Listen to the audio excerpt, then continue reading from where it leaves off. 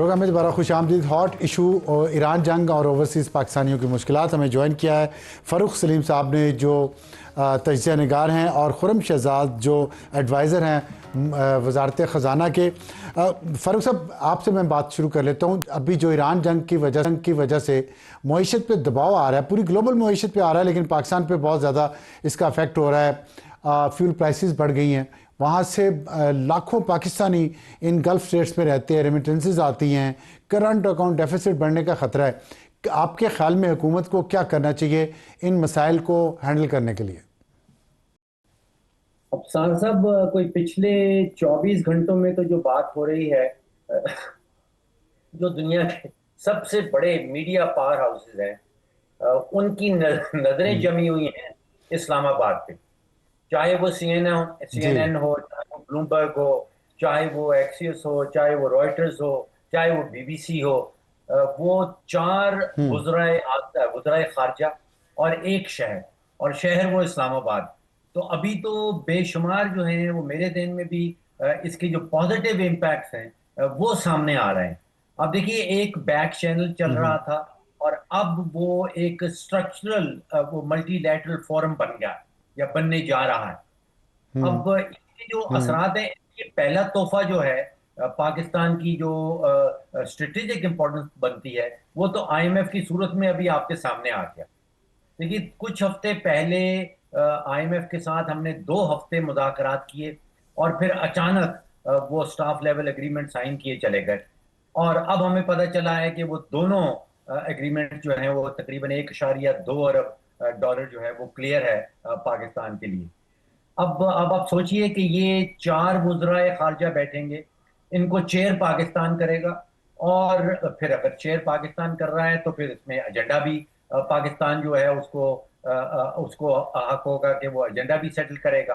अब आप सोचिए कि तकरीबन 5 अरब डॉलर जो है वो सऊदी अरेबिया का हमारे पास डिपॉजिट है, और उसका हमें हमेशा वो रोल ओवर का इशू रहता है।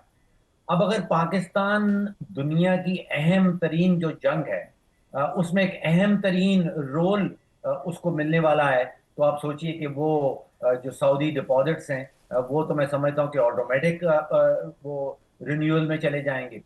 आपने रेमिटेंसेस का जिक्र किया, लास्ट ईयर कोई लगभग 40 अरब डॉलर की रेमिटेंसेस है, और उसमें से मेरा ख्याल 25-26 अरब डॉलर ऐसा है जो कि गल्फ कंट्री से आता है। तो वो अगर गल्फ कंट्रीज इस फोरम में बैठी हैं, पाकिस्तान उनकी मदद कर रहा है। आप सोचिए कि अमेरिका भी शुक्रगुजार है, सऊदी अरेबिया भी शुक्रगुजार होगा, ईरान भी शुक्रगुजार होगा। ये सभी चाहते हैं कि किसी तरह ये जंग जो है वो अपने इख्तिताम पे पहुंचे। तो आप सोचिए कि वो जो यूरो बॉन्ड हमारा ठीक। अप्रैल की 8 तारीख को जो आ, मैच्योर हो रहा है, उसमें भी बहुत आसानियां पैदा हो हम्म। जाएंगी। जी, आपका ऑप्टिमिज्म बहुत कंटेजियस है, इस पे कोई शक नहीं है। लेकिन खुर्रम साहब, ये बताइएगा, एक दूसरी साइड भी है कि अगर ये जंग थोड़ी सी भी तवील हुई, कुछ और वीक्स भी तवील हुई, तो उसके असरात बहुत बुरे होंगे। और फिर ओवरसीज़ पाकिस्तानी की जब मैं बात कर रहा हूँ, ये सिर्फ इस आज या कल के हवाले से नहीं है। जंग के बाद जो हालात बनने हैं गल्फ़ कंट्रीज़ में, किस तरफ वो जाएंगे, क्या सिचुएशन होगी वहाँ पे, उसमें पाकिस्तान। और फिर जो इस वक्त जैसे शिपिंग इंडस्ट्री है, पाकिस्तान की कराची की पोर्ट है, पोर्ट कासिम है, गवादर है, इसको मजीद फ़ाल कैसे बनाया जा सकता है, इस पर कोई हुकूमत काम कर रही है? जी, अस्सलाम वालेकुम। बहुत शुक्रिया मुझे प्रोग्राम में लेने के लिए। दो बड़े इंपॉर्टेंट पॉइंट आपने अफसार साहब बताए हैं।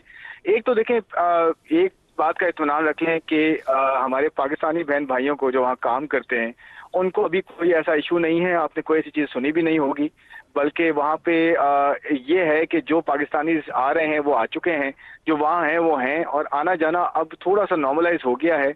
क्योंकि वहाँ जो जीसीसी कंट्रीज में जो हमलों की जगह है वो खास जगहें हैं, वो पूरे शहरों में नहीं हो रहा, ये अच्छी बात है। और फ्लाइट्स बिल्कुल नॉर्मल तो नहीं हुई है, लेकिन कुछ हद तक नॉर्मलाइज हुई हैं, ताकि जो है जो भी आना जाना है वो थोड़ा सा नॉर्मलाइज हो। तो एक तो इस बात की तसल्ली है कि कोई इतना बड़ा इशू नहीं है अल्हम्दुलिल्लाह हमारे एक्सपैट पाकिस्तानी बहन भाइयों के साथ। और दूसरी बात यह है हमारी कुछ डिस्कशन चल रही है इंस्टीट्यूशंस के साथ, जो जो फाइनेंशियल इंस्टीट्यूशंस होते हैं, जो रेसिपेंट होते हैं रेमिटेंसेस के, तो उनका तो उल्टा कहना ये है कि जी रेमिटेंसेस में तो शायद इजाफा हो जाएगा शॉर्ट टर्म में, क्योंकि लोग ज्यादा पैसे भेज रहे हैं, ताकि उनको ये है कि जी आगे जाते हुए थोड़ी सी सूरत हाल अगर ठीक नहीं होती तो हम अपने मुल्कों को पैसा भेजें। तो हमारे लिए तो अच्छी बात ये होगी कि हमें ना सिर्फ जो यहाँ से पैसा निकलने का खर्चा था वो कम हो गया, बल्कि कैपिटल आना शुरू हो जाएगा, जो आपके लिए एक्चुअली पॉजिटिव हो जाएगा, आपके एक्सटर्नल अकाउंट के लिए, आपके रुपी डॉलर के लिए, आपके इन्फ्लेशन के लिए, आपके करंट अकाउंट के लिए, आपकी फिजिकल अकाउंट के लिए। तो ओवरऑल हमारी सिचुएशन अल्लाह का शुक्र है बहुत बेहतर। और आपने दूसरा पॉइंट बड़ा अच्छा पॉइंट आउट किया, आपने देखा है कल से परसों से डेवलपमेंट जो हो रही है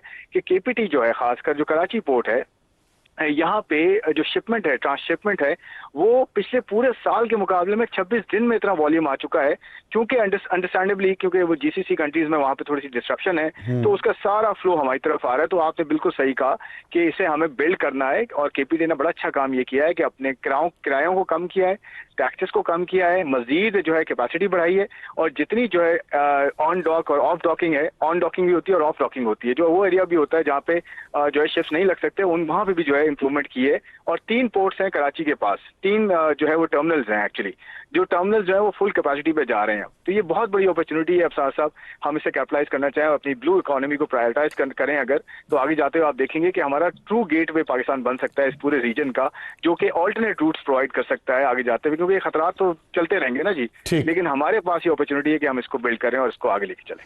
अच्छा, रिमिटेंसेस की आपने बात की है, तो क्या सिर्फ इसलिए इस्तेमाल होंगे कि करंट अकाउंट डेफिसिट जो है उसको बेहतर कर लिया जाए, या आप फॉरेन रिजर्व्स बेहतर करना चाहेंगे और इंपोर्ट्स को कुछ कंट्रोल किया जाएगा? एक्चुअली देखिए क्या हुआ है, अगर आप रिजर्व्स देखें ना, पाकिस्तान के जो ज़र मुबादला है, ये 19 मार्च 19 तक का लास्ट नंबर आया है। इंटरेस्टिंग चीज ये है अफसार साहब कि पिछले 33 हफ्तों में लगातार रिजर्व्स में इजाफा हुआ है, लगातार 33 हफ्ते। ये शायद पाकिस्तान की रीसेंट हिस्ट्री में ऐसा नहीं हुआ कि 8.5 महीने तक, 8-8.5 महीने तक आपके रिजर्व्स बढ़ते ही जाएं तो और आपका रुपया स्टेबल रहे। देखिए दो इसमें अच्छी चीजें हैं, एक तो इन्वेस्टर कॉन्फिडेंस कि रुपया जो है स्टेबल है, दूसरा ये कि आपके यहाँ रिजर्व्स इंप्रूव हो रहे हैं, तो आगे जाते हुए अगर कोई ऐसी सिचुएशन होती हुई जिसमें तेल की कीमतें बढ़ी भी रहती हैं, तो एटलीस्ट आपका ये जो रेमिटेंसेज आ रही हैं और आपका रिजर्व बढ़ रहे हैं, इसकी वजह से आप उसको फंड कर सकते हैं। और तीसरी बात यह है कि आपके यहाँ अगर ये इनफ्लो आता रहता है और आपके यहाँ जो है वो सरप्लस में रहता है, आप देखें जो फरवरी का महीना गया है, इनफैक्ट जो जनवरी का महीना गया है, फरवरी का, इनफैक्ट इसके अंदर आपको सरप्लस आया है करंट अकाउंट में, यानी कि आपका जो डेफिसिट था पूरे 8 महीने का, वो तकरीबन 1.1 अरब डॉलर था, वो नीचे आ गया है, वो 70 करोड़ डॉलर पे आ गया है। इसका मतलब ये है कि आपको मजीद रूम मिल गया है कि आपकी इंप्रूवमेंट होती है और आगे जाते हैं आपके यहाँ कैपिटल आउटफ्लो भी नहीं होता, कैपिटल ज्यादा आता है, रेमिटेंसेस इंप्रूव होती है, जो हम एक्सपेक्ट कर रहे हैं कि 41 अरब डॉलर इस साल क्लोज करेगा रेमिटेंसेस में, जो कि पिछले साल 38 अरब डॉलर और 20% की ग्रोथ चल रही है। बड़ी अच्छा है, अच्छी खबर है। फारूक साहब, आपने जिक्र किया कि रोल ओवर सऊदी अरब का $5 बिलियन का पाकिस्तान एक्सपेक्ट कर रहा है कि हो जाएगा, अच्छी बात है, लेकिन आपके ख्याल में पाकिस्तान को इससे आगे नहीं बढ़ना चाहिए? इन्वेस्टमेंट्स हम एक्सपेक्ट करते हैं लेकिन कोई लॉन्ग टर्म में इन्वेस्टमेंट्स नहीं आती, और ना ही इन ममालिक से ना ही कहीं और से, और फिर उसके बाद जो सिचुएशन है इस वक्त और उसके बाद जो अभी बात हुई है कराची पोर्ट की और दूसरी, इसको लॉन्ग टर्म बेनिफिट में कन्वर्ट करने के लिए पाकिस्तान को क्या करना चाहिए दोनों इश्यूज पे? जी अफसार साहब, असल सवाल यही है, बड़ा इंपॉर्टेंट सवाल आपने उठाया। देखिए अभी सफारतकारी के हवाले से पाकिस्तान जो है, शायद मैंने अपनी जिंदगी में इस हाइट पे नहीं देखा था। और फिर जब मुल्कों की स्ट्रेटेजिक रेलेवेंस जिसको हम कहते हैं वो बहुत बढ़ जाती है, तो उससे उसको माशी फायदे जरूर मिलते हैं, लेकिन वो माशी फायदे जो हैं वो आर्जी होते हैं। जब तक वो मुल्क जो है वो स्ट्रक्चरल, जिसको हम इस्लाहात का हमेशा जिक्र करते हैं, जिसमें बिजली का शोबा है, जिसमें बजट है, जिसमें आपने जिक्र किया कि परमानेंट चेंजेस हमने अपने कराची पोर्ट में क्या लानी। अभी जो कुछ कराची पोर्ट में हो रहा है वो आर्जी है, वो इस जंग के नतीजे में है, वो स्ट्रेट ऑफ हॉर्मूज के बंद होने के नतीजे में है। मुझे कोई जो स्ट्रक्चरल चेंजेस हैं, इस्लाहात हैं, वो हुकूमत लेती हुई नजर नहीं आती। अब आप सोचिए कि अभी 1-2 दिन पहले रेकोडेक ने ऐलान किया है कि वो अपने सारे मंसूबे जो है उनको 12 महीने के लिए डिले कर रहा है। अब ये कॉर्पोरेट लैंग्वेज है, इसका मतलब ये है कि वो नजर सानी कर रहा है। अब ये अफसार साहब कोई 100 अरब डॉलर का आप समझिए कि वो रेड फ्लैग है। दुनिया भर की माइनिंग इंडस्ट्री बिल्कुल जो है बिल्कुल है। रेकोडेक के प्रोजेक्ट को और बैरिक के अनाउंसमेंट को वॉच कर रही है। ठीक, खुरम साहब ब्रीफली बता दीजिएगा, बैरिक गोल्ड का बड़ी अहम नुक्ता उठाया है फारूक साहब ने और इस पे खबर भी आई है। और दूसरा ये कि आरिफ हबीब साहब कह रहे हैं कि एयरलाइंस मैनेज करना मुश्किल हो जाएगा जिस तरह फ्यूल की प्राइसेस ऊपर जा रही हैं। तो अभी पे आपने उनको दिया है, क्या ये प्रोजेक्ट, अब वैसे भी पाकिस्तान की कनेक्टिविटी तो है नहीं अब डायरेक्ट दुनिया के कैपिटल से या बड़े सिटीज़ से, गल्फ़ के ज़रिए होती थी, वो बंद है। तो ये दो बड़े अहम इश्यूज़ हैं, कैसे देख रही है हुकूमत? देखिए, पहली बात तो ये है कि जो बैरिक की बात है ना, वो तो बड़ी स्टैंडर्ड बात है। कोई भी अगर कोई इन्वेस्ट करता है, कोई बाहर वाला किसी मुल्क में, उसके बॉर्डर पे अगर जंग चल रही है, उसके रीजन में जंग चल रही है, तो नेचुरली वो ये तो कहेगा ना कि जी हम इसको रिव्यू कर रहे हैं, हम इसे देख रहे हैं, डिलेज आ सकते हैं। तो ये तो एक स्टैंडर्ड कॉर्पोरेट लैंग्वेज है, ये कोई भी करता है अफसार साहब। ये कोई ऐसी चीज नहीं है कि कोई एक्स्ट्राऑर्डिनरी चीज हो गई है और पाकिस्तान को बड़ा प्रॉब्लम। एक्चुअली पाकिस्तान बेनिफिशियरी है इन सब चीजों का। और दूसरी बात ये है कि बैरिक का ये स्टैंडर्ड एक, बैरिक क्या कोई भी होता वो ये कहता कि जी मैं इसको रिव्यू कर रहा हूँ कि डिलेज आ सकते हैं। तो ये तो देखिए ऐसा तो होता है ना कि डिलेज आ सकते हैं। आपके यहाँ स्टेबिलिटी अगर आई है मैक्रो इकोनॉमी में, तो उसमें भी डिलेज आ सकते हैं, इन्फ्लेशन में थोड़ा सा इजाफा बिल्कुल हो सकता है। ये तो रियलिटीज है। लेकिन अच्छी बात क्या है कि पाकिस्तान ओवरऑल मैनेज करने में कितना बेहतर साबित हुआ है, सॉलिसिटी से लेकर, इकोनॉमिक स्टेबिलिटी से लेकर, इन्फ्लेशन को कंट्रोल करने से लेकर, प्राइसेस ना पास ऑन करने से लेकर, अपने खर्चे कम करने से लेकर। दूसरा एक और पॉइंट, जी मैं आ रहा हूँ। तो मैं पहले इसको खाली कह देता हूँ, इसको हैंडल कर लेता हूँ कि जी ये जो बैरिक का है ये स्टैंडर्ड स्टेटमेंट है। कोई भी होता वो ये जरूर कहता अपने शेयर होल्डर्स के लिए कि जी इसको रिव्यू किया जा रहा है। लेकिन ऐसा नहीं है कि उन्होंने ये कह दिया कि जी हम खत्म कर रहे हैं, कुछ कर रहे हैं।